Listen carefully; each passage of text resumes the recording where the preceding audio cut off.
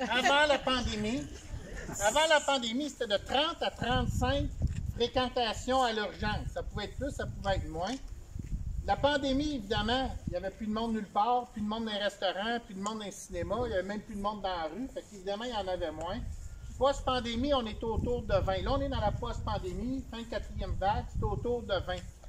Aujourd'hui, le mot d'ordre au centre de santé, c'est 10 clients ou 10 patients par jour. C'est 10 patients. Alors, c'est pas bien ça, de 8h à 16h. Et de ces 10 patients-là, c'est sûr qu'il en remplit quelques-uns durant la journée. Mais c'est sûr que ça ne donne pas le service à la population que ça doit donner. Là, ils sont un peu tannés qu'on s'indigne, qu'on les dénonce. Là. Puis là, ils sortent des nouveaux mots. Hein? C'est un non-choix de fermer sanitaire. C'est des nouveaux mots. Nous, ce qu'on dit que fermer sanitaire, c'est un non-sens. Et ce non-choix-là, là, ils sont obligés de prendre aujourd'hui, c'est peut-être parce qu'ils n'ont pas fait leur job correctement, il y a 6 mois ou il y a 1 an. Ouais!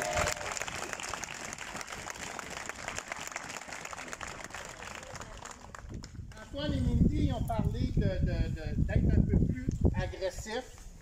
Alors, vous savez, moi, j'achève. Il y a quelqu'un d'autre qui prend la relève. En fait, il y a quand même un conseil de ville d'expérience qui va être présent. Puis, effectivement, il faut commencer à réfléchir. Y a-t-il des actions juridiques qui pourraient être prises? Parce que, dans le fond, nous, on est privés de soins de santé de proximité. On est privé de services auxquels toute la population du Québec doit avoir droit sans avoir à faire 1 heure de voiture.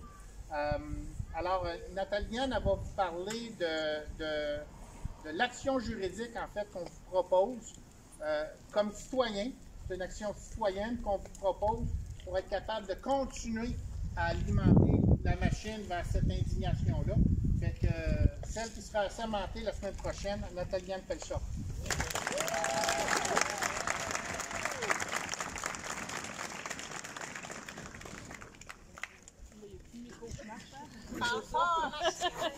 C'est pas grave, j'ai une voix qui porte normalement. Je suis gelée un peu, là, mais en tout cas, on devrait s'en sortir. Vous le savez, hein, Jean-Maurice, il a parlé beaucoup de différentes actions qu'on voulait poser. C'était beaucoup pour sauver l'urgence. Vous le savez, on est ici aujourd'hui parce que l'urgence va fermer à 16h. Donc, on est déjà en mode solution pour réouvrir rapidement l'urgence. Mais entre autres, pour vous, chers citoyens, dans le fond, on va vous mettre sur le Facebook, sur le site de la ville, ça va être en ligne demain. Suivez ça sur Urgence d'agir aussi qu'on va le mettre. Dans le fond, aussitôt que vous allez avoir un manque pour les soins, là c'est important de vous dire, vous devez attendre 16 heures que ça ferme officiellement parce que vous savez qu'il y avait une pétition qui, dans le fond, qui a tourné beaucoup, là, que les gens ont signé et on a reçu l'information au niveau du CISAP disant on ne peut pas vraiment porter, je laisse peut-être Mindy l'expliquer au niveau de la portée à l'Assemblée nationale? Oui, bien, tu sais qu'on pouvait, le CISAP, c'est ça, qu'on ne pouvait pas nécessairement porter plainte parce qu'on n'avait pas manqué de service encore. Donc là, on vous le dit. Donc, on vous le dit, la ville a préparé, dans le fond, Mise en demeure citoyenne. Oui, c'est ça. Hey, je suis gelée.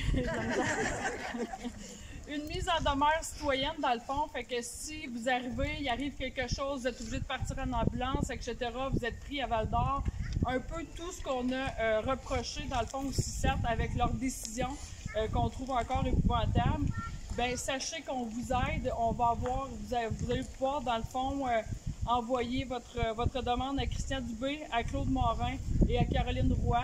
Donc, sachez qu'on a ça pour vous et on va toujours vous appuyer dans vos démarches. Donc, soyez à l'aise de nous informer si s'est passé quelque chose et on va suivre ce dossier-là de très près.